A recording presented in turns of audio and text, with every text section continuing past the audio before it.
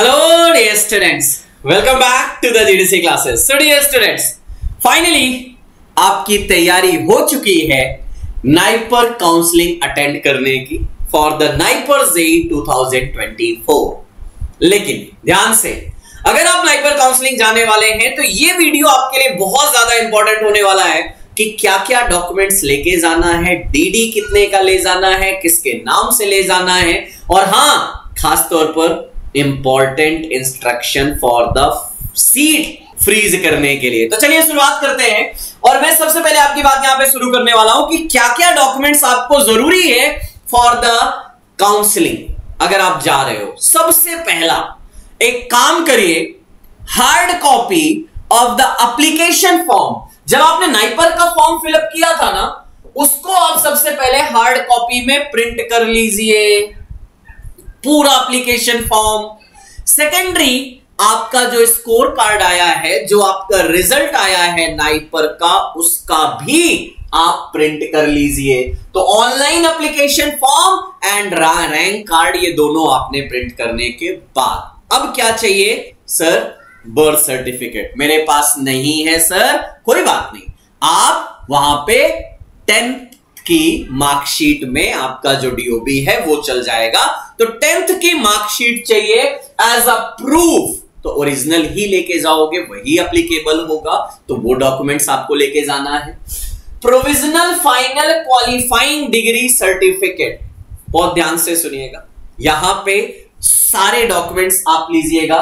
अगर मैं 10th की बात करूं, 12th की बात करूं और बी फॉर्म, अगर आप डिप्लोमा करके bachelor entry lateral entry students हैं तो आपको डिप्लोमा का भी डॉक्यूमेंट्स ले जाना है।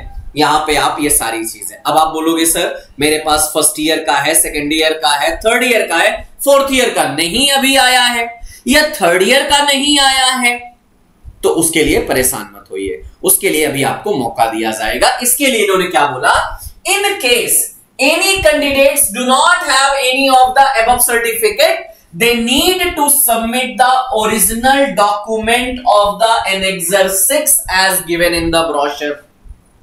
जब आपने फॉर्म फिलिंग किया था तब भी मैंने आपको गाइड किया था कि annexure 6 आपको लगाना पड़ेगा। अगर वो आपने बना के रखा है तो उसी को लेके जाइएगा ओरिजिनल फॉर्म में, अगर नहीं बनाया है तो आप ब्रोशर में जाइएगा, ये आपको annexure 6 मिल जाएगा, इसको आप फिल करके पूरा बना लीजिएगा, इसको प्रिंट करा लीजिएगा और इसको अच्छे से बना के लेके जाना है।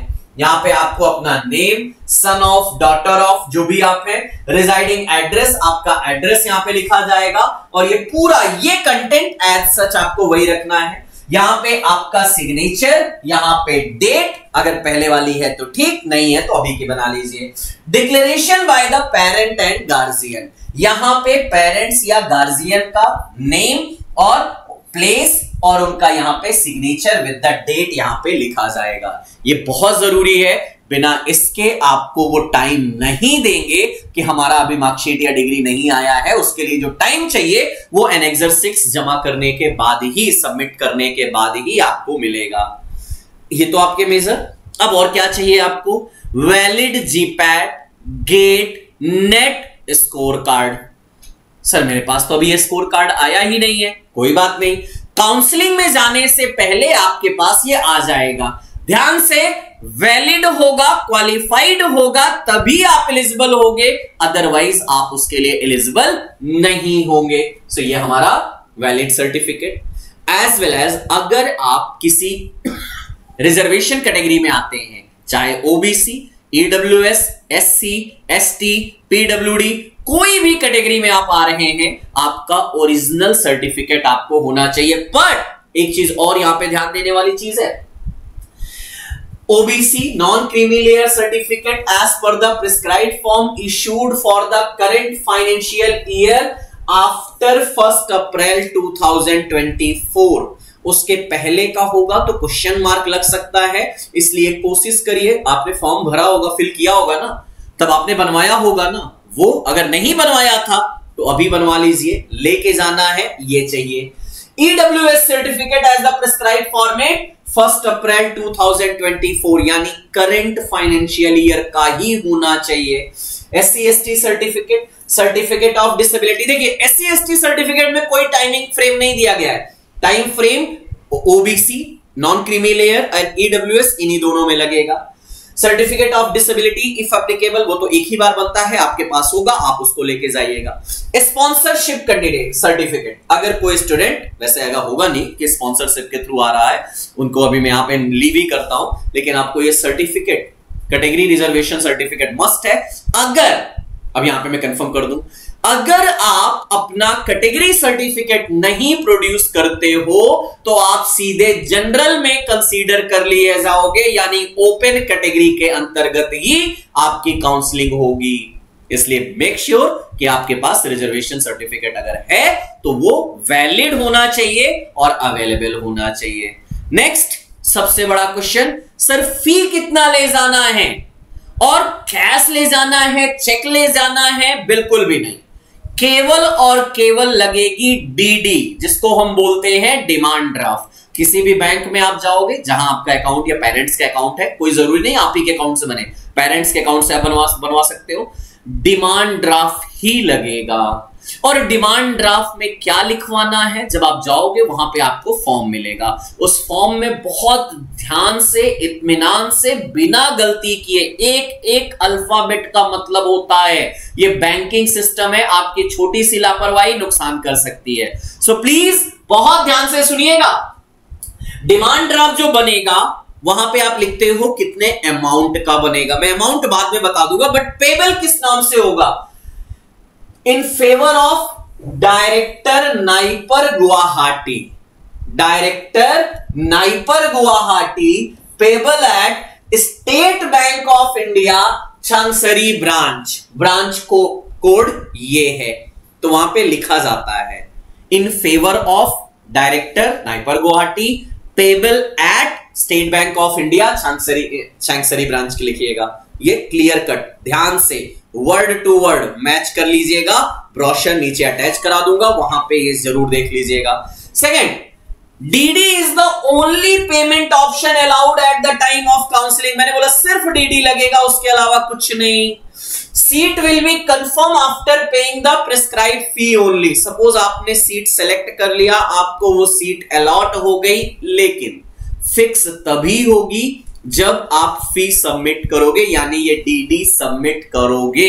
अगर डीडी सबमिट नहीं होगा तो ये सीट आपकी कंफर्म नहीं होगी। In case candidate fails to pay the fee, the same seat will be allotted to the next candidate in the merit list. इसलिए अपने से अभी से बनवा के ले जाना है, लेकिन इसके लिए कहूंगा अभी मत बनवाइए, जेपैट का स्कोर कार्ड आ जाने दीजिए, उसके बाद डीडी बनवाइएगा। अब आप बोलोगे सर कि हम डीडी बनवा ले रहे हैं सपोज, और मुझे वहां पे मेरे पसंद की ब्रांच नहीं मिली, मैंने काउंसलिंग में कोई सीट फ्रीज नहीं किया, तो मेरा डीडी क्या खराब हो जाएगा? ना ना ना ना, वो डीडी आप वापस अपने उसी बैंक में ले जाओगे और वहां से कैंसिल करा के आपके अकाउंट में कुछ चार्जेस, जो नॉमिनल चार्जेस हैं डीडी बनाने के 100, 200, 500, वो कट के बाकी पूरे पैसे आपके अकाउंट में आ जाएंगे। तो इसलिए ये कोई टेंशन वाली चीज नहीं है।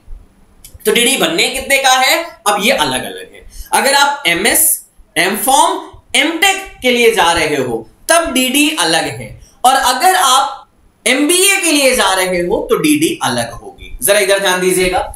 MS, M.Pharm, M.Tech, MS, M.Pharm, M.Tech, इन सभी के लिए जो एडमिशन टाइम पे आपको डीडी देना है वो कितने का देना है, यहां पे देखिएगा, पेबल ऑन एडमिशन, जहां पे सेमेस्टर फर्स्ट की फीस होगी और प्लस आपके जो वेरियस चार्जेस हैं, जिसमें admission fee, alumni fund, hostel admission, group insurance, security amount. ये सिक्योरिटी अमाउंट रिफंडेबल है, मेरी बात ध्यान से सुनिएगा। ये जो security amount general, OBC, EWS 27,500, SC ST के लिए भी 27,500 है, ये रिफंडेबल है। कब रिफंड होगी? जब आप 2 साल का कोर्स कंप्लीट करके निकलोगे, ये अमाउंट आपको रिफंड कर दिया जाएगा। तो ये अभी एज अ डिपॉजिट है, सिक्योरिटी डिपॉजिट है। प्लस प्लेसमेंट फी 4,000 रुपीज। तो टोटल आपका जो चार्ज हुआ ये 52,496 for the general, OBC, SC ST सबके लिए सेम। बट अब अगर मैं बात करूं payable for the each semester, ये पहली बार लगेगा, ये बाकी टाइम पे नहीं लगेगा। बाकी सेमेस्टर पे आपको tuition fee, examination fee, registration fee, sports fee, computer contingency, medical charges, hostel rent, electricity charges, benevolent fund, laboratory, library, ये टोटल मिला के जनरल, ओबीसी, ईडब्ल्यूएस के लिए 53,328 and for the SC ST candidates के लिए 27,306 rupees.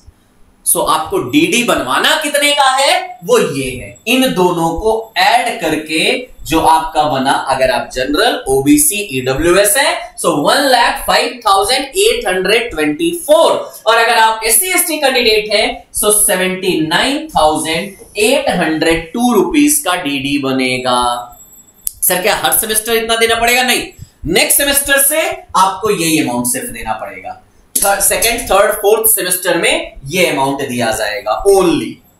So I hope ये आपको clear हो गया होगा। नाउ अब बात आती है कि सर अगर हम फार्मा एमबीए के लिए जा रहे हैं तो कितने का डीडी? सेम नहीं, अलग है। पहली बात तो मैं क्लियर कट कर दूं कि फार्मा एमबीए में फेलोशिप नहीं मिलती है, जो जीपैट की 12,400 रुपीज फेलोशिप होती है। First point. सेकेंड पॉइंट, हां यहां पे फर्स्ट सेमेस्टर में जब आप एग्जाम दोगे और आप अगर टॉप 3 में आते हो, फर्स्ट, सेकेंड, थर्ड रैंक आप बनाते हो फार्मा एमबीए में, तब सेकेंड, थर्ड, फोर्थ सेमेस्टर को दिया जाएगा। लेकिन अगर हर सेमेस्टर आप टॉप में हो तभी आपको यह अमाउंट दिया जाता है। अब फीस कितने का चाहिए जरा ध्यान दीजिएगा। यहां पे एमबीए के लिए अगर आप बात कर रहे हो, जो आपका डीडी बनेगा वो फर्स्ट टाइम पे 1,78,756 रुपीज, ये एडमिशन टाइम पे। और अगर आप हर सेमेस्टर की बात करोगे 1,26,260 रुपीज। मींस लगभग अगर मैं बात करूं ये वाला अमाउंट सेम है, यहां भी वही रिफंडेबल अमाउंट एडमिट सबमिट हो रहा है, ये अमाउंट केवल आपका चेंज होता जाएगा। तो ध्यान से, एमबीए के लिए जा रहे हो 1,78,756 रुपीज का डीडी बनेगा जनरल, ओबीसी, ईडब्ल्यूएस के लिए। और SC ST की बात करूंगा तो 66,788 रुपीज का डीडी बनेगा। तो ये चीज यहां पे चेंज हो जा रही है। सो रेडी हो जाइए, तैयार हो जाइए उस चीज के लिए जो हमें जाना है। अच्छा एक मिनट, अब एक और सवाल चल रहा है कि सर सपोज मैं गया, मैंने सीट सेलेक्ट कर लिया, फीस सबमिट कर दिया, अब उसके बाद मुझे वो सीट नहीं लेना है। बहुत ध्यान से सुनिएगा, अगर आपने सीट एक बार सेलेक्ट कर लिया, फीस सबमिट हो गया, एट दैट टाइम, ये जरा आप पढ़िएगा ब्रोशर में, the selected candidate shall required to deposit the fee and the other charges by the time of counselling after the confirmation of the seat at the respective night. Fees submit करना पड़ेगा। The mode of payment will be notified, ये तो आ चुका है।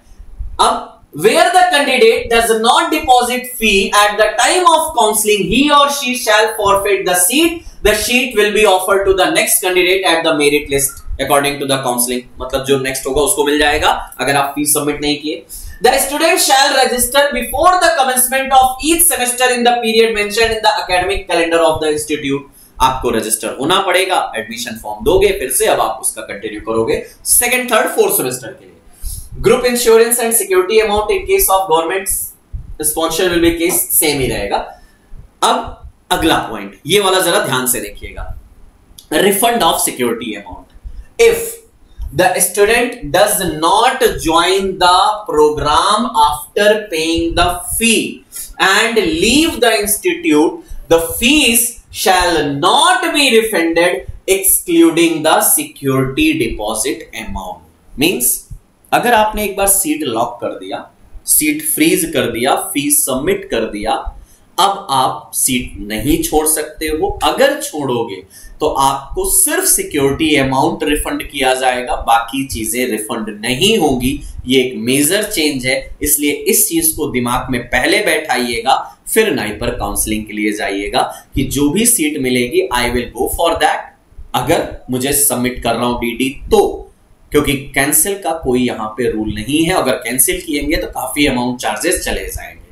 Okay, अब suppose आप first year कर लिए, सेकेंड ईयर, सेकेंड सेमेस्टर कर लिए, Student in the eventually of withdrawing, leaving a course after joining will have to return the entire fellowship received. और अगर आपने एक बार ज्वाइन किया तो आपको पूरे 2 साल का कोर्स कंप्लीट करके डिग्री लेके निकलना होगा, क्योंकि अगर इन बिटवीन आप ऐसा कुछ करते हो जिससे आप इवेंचुअली या सर्कमस्टांशियली कुछ भी सिचुएशन हो, आप अगर कॉलेज लीव करते हो तो आपको पूरी फेलोशिप अमाउंट रिफंड करनी पड़ेगी, जो आपने जितना अमाउंट रिसीव किया होगा। तो ये चीजें पहले दिमाग में बैठा लीजिए, अच्छे से क्लियर कर लीजिए, फिर आप जाइए काउंसलिंग के लिए। So from our side all the best. I hope आपको आपके पसंद की ब्रांच मिले और जो आपको चाहिए वही आपको सीट मिले। Thank you so much to all of you for watching this video. अगर इसके बाद भी कोई क्वेरी है, so put your query on the comment box. I will try to answer those query. Thank you all.